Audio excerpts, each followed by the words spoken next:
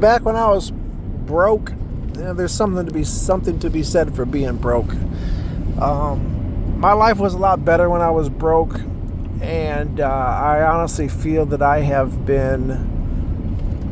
don't regret the chase. I don't regret the accomplishments or the rewards. But one thing I say is being a slave to consumerism and materialism is kind of a ripoff. Like having to work your ass off for like a $70,000 car when you could just drive $1,000 car is it's totally stupid. Because what you're looking for is community.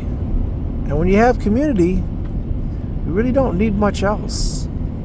You don't need much else when you have community.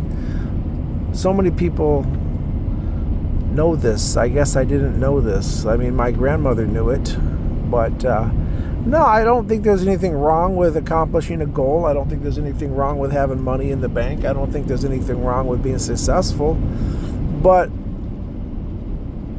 I guess here's an example. If you had a printing press, right? If you owned a printing press business, and let's say you were pretty successful, you could just stay pretty successful, or you could get really rich and buy like a super expensive let's say you had to buy a super expensive piece of equipment, right? Let's say you could buy a $200,000 printer, and you could work hard and go bust your ass and get $200,000 in cash, and then buy this really nice printer that breaks down 3 times a year and costs you $5,000 in maintenance.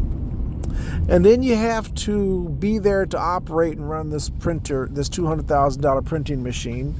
And you know what though, when you print off all the shit that it does, and then you make a lot of money. Okay, that's how that works. Is you buy something expensive, and then you spend your whole life operating this expensive piece of machinery, and the work that it creates makes you a lot of money. Now, that might not be a bad idea to do for a season, okay? But to me, to have been doing this mentioned activity for literally 10 years in a row, coming on 30 years in a row, it gets to the point to where you're better off just being poor, dude. I mean, look at this fucking bastard.